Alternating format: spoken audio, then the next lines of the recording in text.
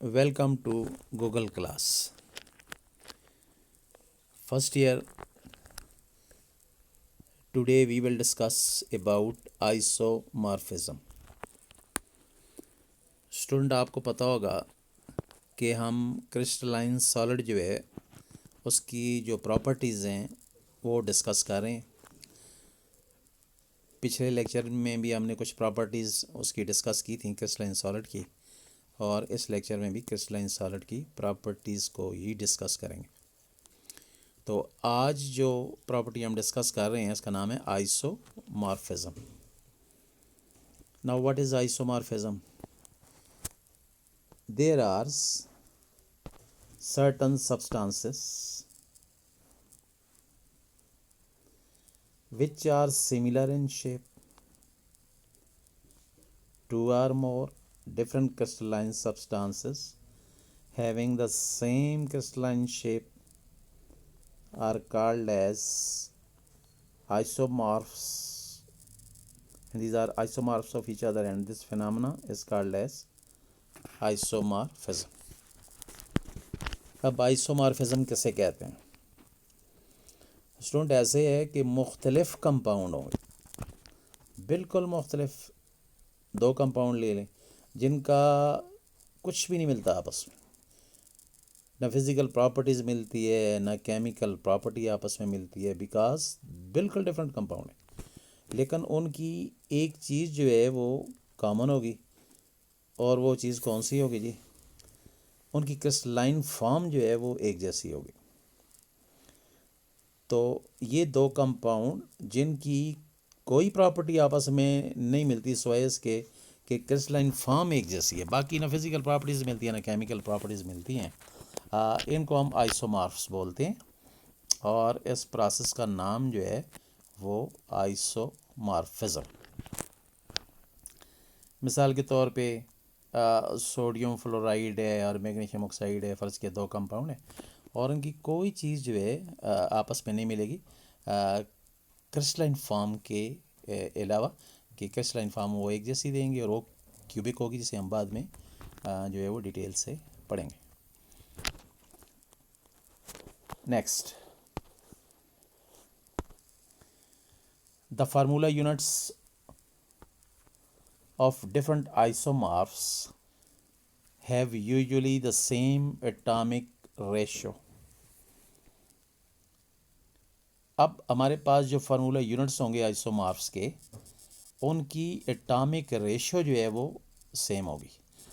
तो पूरी बात वापस अगर हम दोहराएं तो आइसोमॉर्फिज्म एक ऐसा प्रोसेस है जिसमें दो या दो से ज़्यादा मुख्तलिफ क्रिस्टलाइन कंपाउंड जो हैं वो एक जैसी शक्ल की क्रिस्टलाइन फार्म दे रहे हैं, यानी उनकी क्रिस्टलाइन फार्म एक ही शक्ल की आएगी। हालांकि कंपाउंड डिफरेंट है, इन डिफरेंट कंपाउंड को हम आइसोमॉर्फ्स बोलेंगे और इस प्रोसेस को हम आइसोमॉर्फिज्म बोलेंगे। तो कंपाउंड बिल्कुल डिफरेंट लेकिन उनकी क्रिस्टलाइन फार्म एक जैसी। लेकिन इसमें आगे एक चीज़ ज़रूर आएगी कि ये कंपाउंड डिफरेंट होने के टोटली डिफरेंट होने के बावजूद इनमें एक तो क्रिस्टलाइन फॉर्म कॉमन होगी और एक इनकी एटॉमिक रेशो जो है वो सेम आएगी। यानी एक कंपाउंड में भी एटॉमिक रेशो वही होगी जो दूसरे कंपाउंड के अंदर एटॉमिक रेशो मौजूद होगी। For example, some isomorph is given below.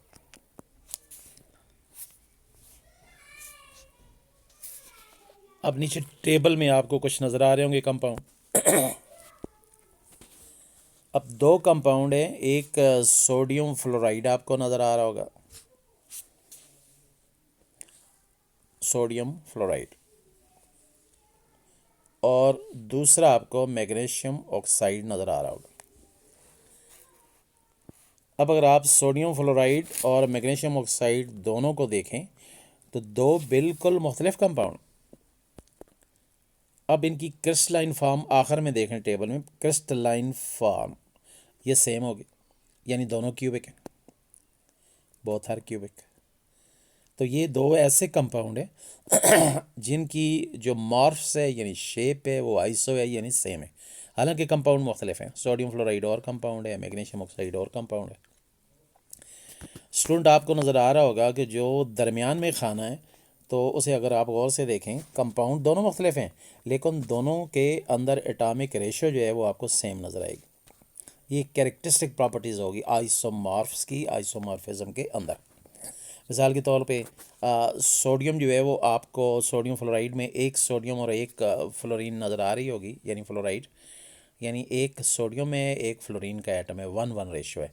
फिर आगे मैग्नीशियम ऑक्साइड में देख लें तो इधर भी आपको एक मैग्नीशियम और एक ऑक्सीजन नज़र आ रहा होगा, यानी इधर भी एटॉमिक रेशो सेम है, यानी वो 1:1 है।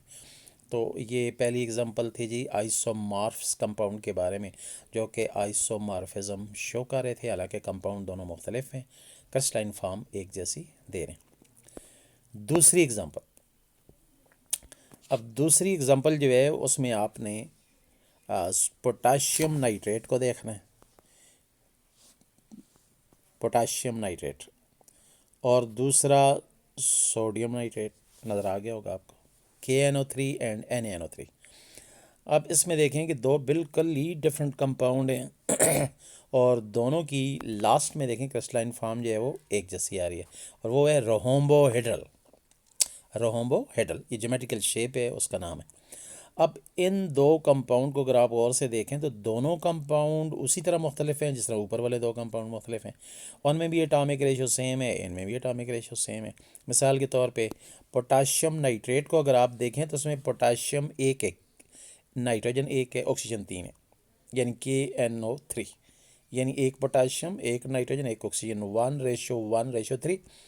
एंड NaNO3 को देखें सोडियम नाइट्रेट को, NaNO3, तो इसमें भी आपके पास जो रेशो आ रही होगी वो ही आ रही होगी रेशो 1:1:3, यानी एक सोडियम आ रहा है, एक नाइट्रोजन आ रहा है एटम, और 3 एटम ऑक्सीजन के आ रहे हैं। तो एटॉमिक रेशो 1:1:3 है, यानी एटॉमिक रेशो फिर सेम आ गई, और क्रिस्टलाइन फॉर्म भी सेम आ गई, रोम्बोहेड्रल फॉर्म आ गई, और कंपाउंड तो दोनों बिल्कुल मुख्तलिफ हैं जी, एक पोटाशियम नाइट्रेट है और दूसरा सोडियम नाइट्रेट। अब थर्ड एग्जांपल की तरफ जाते हैं।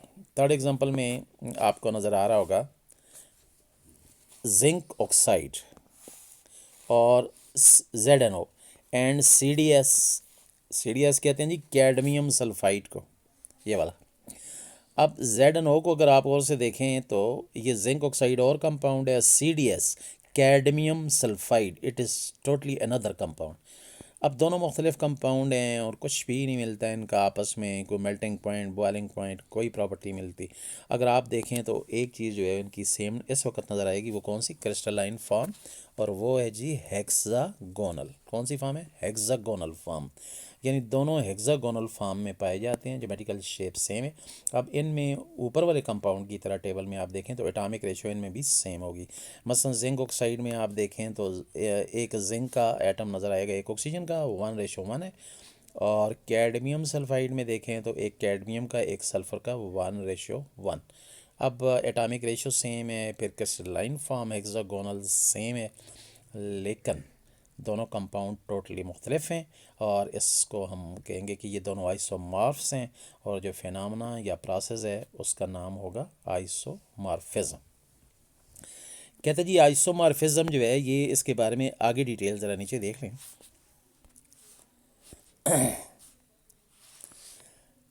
It is noted that the physical and chemical properties of isomorphs are quite different from each other, as they are totally different compound and they have different nature। कहते हैं physical property और chemical property इनकी ज़ाहिर है मुख्तलिफ होंगी दोनों compound की, जो ऊपर मिसालें दी गई हैं, हर दो कंपाउंड की फ़िज़िकल केमिकल प्रॉपर्टीज़ मुख्तलिफ होंगी, क्योंकि ये बिल्कुल एक दूसरे से डिफरेंट कंपाउंड, सेम नहीं है। और सेम तो एक ही चीज़ वो शो कर रहे हैं, और वो है क्रिस्टलाइन फॉर्म, जिसको हम कहते हैं कि ये आइसोमॉर्फिज्म शो कर रहे हैं। तो student, it was all about isomorphism and isomorphs. तो ख़ासा डिटेल से और एग्जांपल के साथ और बड़ा सिंपल करके मैंने आपको समझा दिया है। मेरा ख्याल है अब ये आर्टिकल जो है ये मुकम्मल है। तो स्टूडेंट्स अब नेक्स्ट आर्टिकल की तरफ जाते हैं, और ये है जी polymorphism. Now, what is polymorphism? The occurrence of the same crystalline substance in more than one crystalline form under different condition is known as polymorphism. अब अगर आप देख लें तो मेरा ख्याल है आपने आइसोमॉर्फिज्म जो है वो अगर देखा है तो ये पॉलीमॉर्फिज्म आप समझें कि उसके रिवर्स है, उलट है। उसमें कंपाउंड बिल्कुल डिफरेंट होते हैं और क्रिस्टलाइन फॉर्म एक जैसी देते हैं, जबकि यहाँ पे कंपाउंड एक ही होगा और क्रिस्टलाइन फॉर्म डिफरेंट देगा, यानी it is totally reverse of isomorphism. उसके अंदर मुख्तलिफ कंपाउंड एक जैसी क्रिस्टलाइन फॉर्म, जबकि इसके अंदर एक ही कंपाउंड मुख्तलिफ क्रिस्टलाइन फॉर्म, जस्ट रिवर्स है आइसोमॉर्फिज्म के। तो ये तो आ गया जी, इसकी डेफिनेशन भी आ गई और आपको समझ भी आ गई कि ये आइसोमॉर्फिज्म के उलट है। अब आगे चलते हैं। The substance showing polymorphism is said to be polymorphic and different crystalline form are called as polymorphs of each other. The polymorphs have same chemical properties but different physical properties due to different arrangement of particle in the structure. अब इस segment को देखेंगे यहाँ पे क्या है। तो students कहते हैं जी कि पॉलीमॉर्फिज्म जो है उसके अंदर जो डिफरेंट क्रिस्टलाइन फॉर्म आएंगी एक ही सब्सटेंस की, इनको हम कहेंगे पॉलीमॉर्फिक फॉर्म। इनको क्या बोलेंगे? Polymorphic forms. और ये पॉलीमॉर्फ्स जो हैं आपस में कहलाएंगे एक दूसरे के। और पॉलीमॉर्फ्स जो होते हैं जी उनकी जो प्रॉपर्टी होती है केमिकल वो तो सेम होगी डेफिनेटली, क्योंकि एक ही कंपाउंड के मुख्तलिफ शक्लें हैं, केमिकल प्रॉपर्टी सेम होंगी बट डिफरेंट फिज़िकल प्रॉपर्टी, लेकिन फ़िज़िकल प्रॉपर्टी उनकी मुख्तलिफ होंगी, इसलिए कि उनके अंदर जो पार्टिकल की अरेंजमेंट है स्ट्रक्चर में वो डिफरेंट है।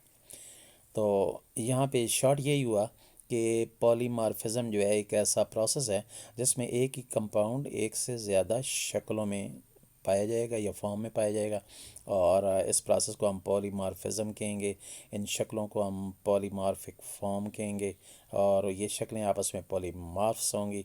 और ये जो शक्लें हैं चूँकि एक ही कंपाउंड की हैं तो उनकी केमिकल प्रॉपर्टीज़ सेम होंगी, लेकिन इनकी फ़िज़िकल प्रॉपर्टीज़ जो है डेफिनेटली वो क्या होंगी? डिफरेंट होंगी। अब हम टेबल की तरफ जाते हैं, वहाँ पे हम कुछ मिसालें जो हैं वो देखते हैं जिसमें आपको ये सब्सटेंस नज़र आएंगे जो सब्सटेंस जो हैं वो पॉलीमॉर्फिज्म शो कर रहे हैं।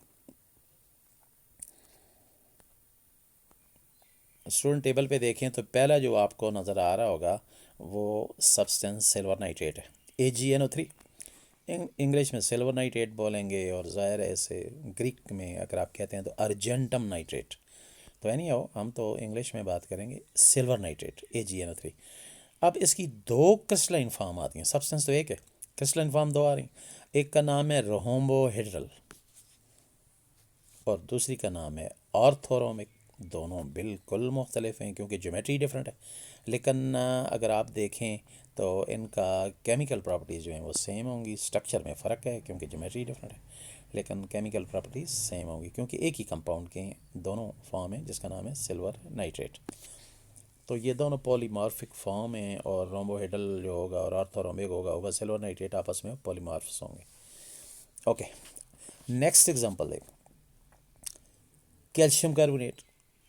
अब कैल्शियम कार्बोनेट आम ज़बान में आपको पता है इसे लाइमस्टोन भी बोलते हैं, मार्बल भी कह सकते हैं।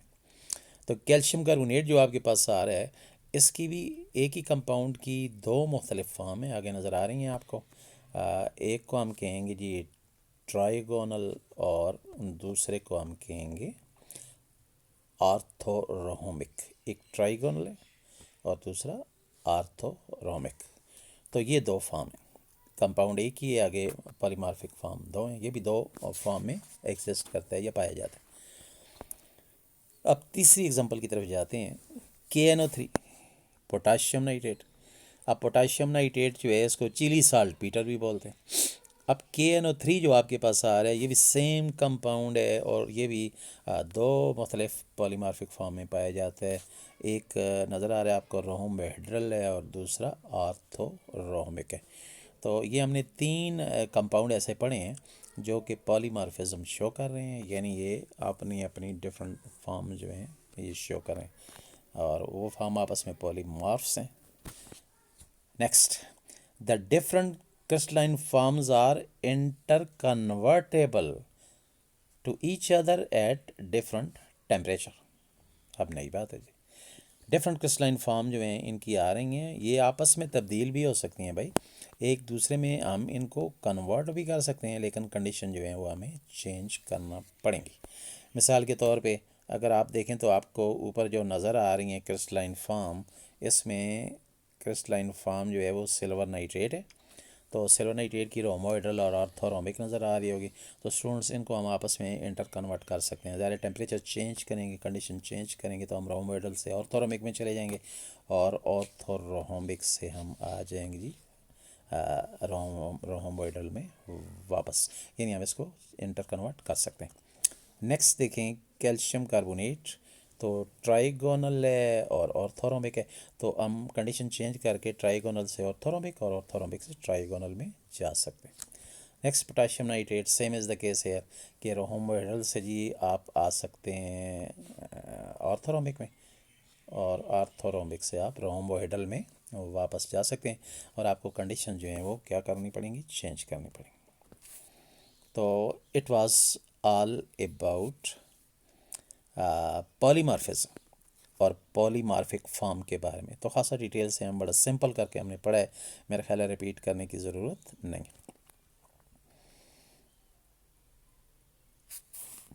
ओके,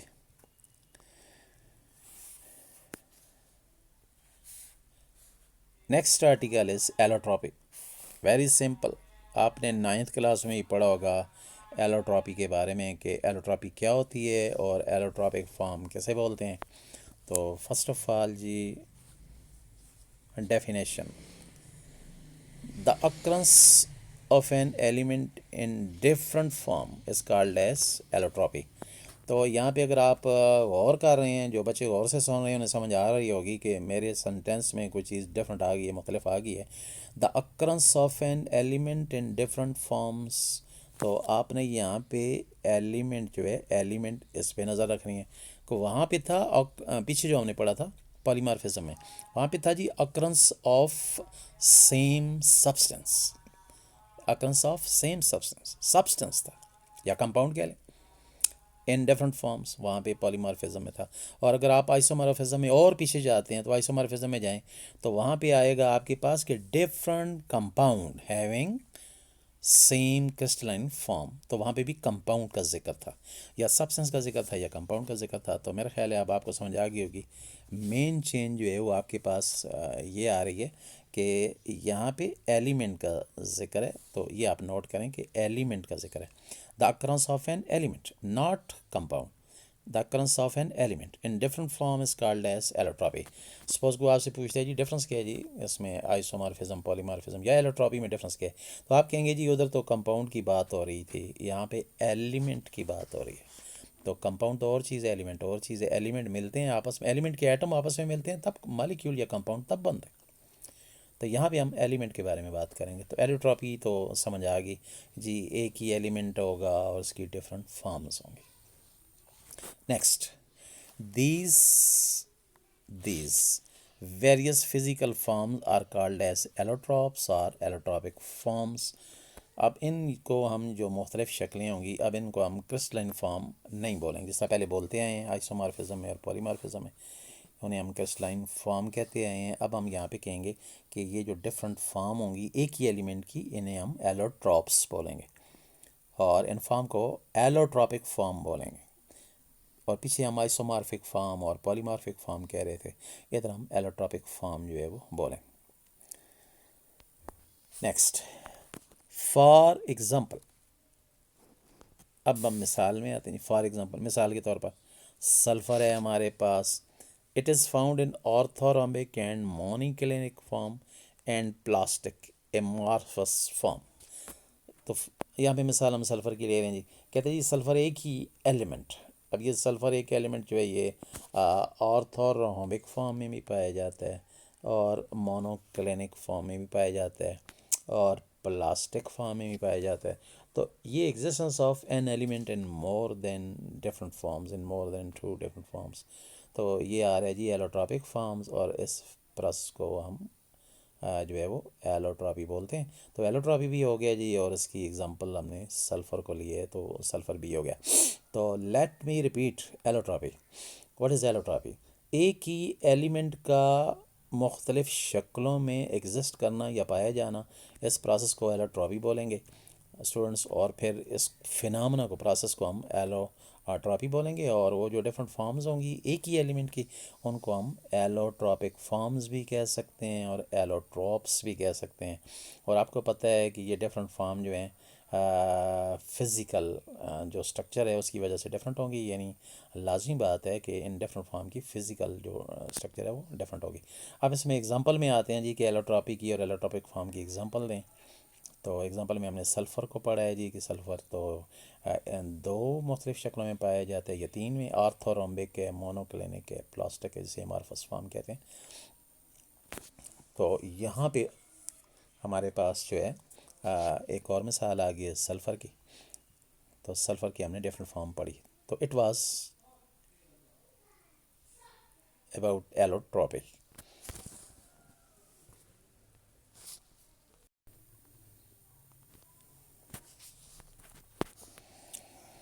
स्टूडेंट यहाँ तक तो हमने सल्फ़र के बारे में बात की है एलोट्रॉपी में। अब हम बात करेंगे कि एक और एलिमेंट जो कि एलोट्रॉपिक फॉर्म दे रहा है, और ये एलिमेंट आपको स्क्रीन पे नज़र आ रहा होगा, ऑक्सीजन। ऑक्सीजन, अब ऑक्सीजन जो है इसकी भी एलोट्रॉपिक फॉर्म जो हैं वो मौजूद हैं। ये भी एक एलिमेंट है और एक से ज़्यादा शक्लों में ये भी पाया जाता है। और जो शक्लें आपको नज़र आएंगी या इसकी जो डिफरेंट फॉर्म्स हैं वो तो बिल्कुल हर बंदा जो है उसको पता है। एक नॉर्मल O2 है जो कि हवा में पाया जाता है, जिसे हम ऑक्सीजन कहते हैं। और एक ओजोन है जिसको आप 9th-10th में पढ़ के आए हुए हैं। तो इसका मतलब ये है कि ऑक्सीजन की एलोट्रॉपिक फॉर्म 2 हैं, एक O2, एक O3।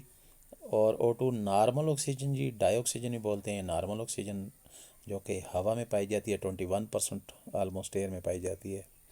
और सेकंड अबंडेंट गैस है इन atmosphere after nitrogen which is present 78% in atmosphere. तो ये तो आम ऑक्सीजन इसका तारफ़ है। और ओजोन का भी तारफ़ आपको पता ही है कि अपर एटमॉस्फेयर जो है, यानी जिसमें हम रहते हैं उसी ऊपर वाले में ये पाया जाता है, और उसको हम ओजोनोस्फेयर भी बोलते हैं। लेकिन स्टूडेंट्स आपको बताऊं मैं कि ओजोन जो होती है ये फार्म नीचे भी बनती रहती है, हमारे लिए सेहत के लिए ख़तरनाक होती है। इसे पॉल्यूटेंट भी हम कहते हैं, ये भी इसका एक तारफ़ है। लेकिन अभी उस साइड पे नहीं जाएंगे, अभी हम सिर्फ ये यहाँ पे पढ़ रहे हैं कि ऑक्सीजन जो है इसकी 2 एलोट्रॉपिक फॉर्म मौजूद हैं जी, एक O2 और O3, यानी एक ऑक्सीजन नॉर्मल वाली और एक ओजोन।